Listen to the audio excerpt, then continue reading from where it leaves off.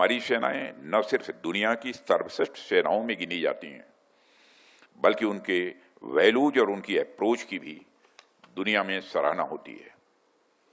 और हमारी यह सर्विस की अपनी गौरवशाली परंपरा रही है, और परंपरा के साथ मैं यह मानता हूं कि हमारी यह पहचान भी रही है। साथ ही दशकों के अनुभव से उनकी ऑपरेशनल टेक्निक्स, टैक्टिक्स और प्रोसीजर्स भी डेवलप हुई हैं। हमारी सेनाओं का यह जो अनुभव है वह देश की अलग अलग ज्योग्राफिकल कंडीशंस में हुए ऑपरेशंस और उसके लिए लगातार किए जा रहे प्रयासों से ही आया है। कभी हिमालय के ऊंचे बर्फीले शिखरों पर, कभी हिंद महासागर की गहराइयों में, कभी घने जंगलों और तपते रेगिस्तानों में, और कभी आसमान में, ओपन स्काइज में लगातार काम करके इतना व्यापक अनुभव हमारी सेनाओं के पास आया है। और यह अनुभव पीढ़ी दर पीढ़ी हमारी सेनाओं में ट्रांसफर भी होता गया है। लेकिन इसमें एक चीज ध्यान देने वाली है कि मेरी जानकारी के अनुसार जो वैल्यूज, जो एक्सपीरियंस हमारी सेनाओं में समय समय के साथ ट्रांसफर होते गए, वो धीरे धीरे किसी एक ही पर्टिकुलर सर्विस के पार्ट बनकर रह गए, जहां तक मैं जानता हूं। यानी अगर हमारी आर्मी ने कोई नई चीज सीखी तो वह नॉलेज आर्मी में ही रह गई। अगर नेवी ने कोई चीज सीखी तो वह नॉलेज नेवी में ही रह गई। अगर एयरफोर्स ने कोई चीज सीखी तो यह नॉलेज एयरफोर्स में ही रह गई।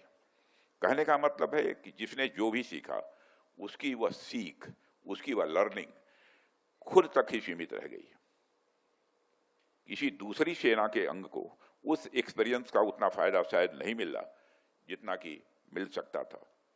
अब जब हम आज की दुनिया पर नजर डालते हैं तो हमें इस बात को स्वीकार करना ही पड़ेगा कि आज दुनिया बहुत तेजी से बदल रही है।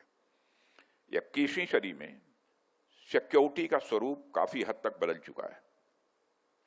थ्रेट्स पहले से कहीं अधिक कॉम्प्लेक्स भी हो गए हैं। आज लैंड, सी, एयर स्पेस और साइबर स्पेस सभी डोमेन्स आपस में ये गहराई से जुड़ गए हैं। साथियों, ऐसे समय में कोई भी सर्विस यह सोचकर अलग थलग नहीं रह सकती कि अपने डोमेन में वो अकेले ही सब संभाल लेगी।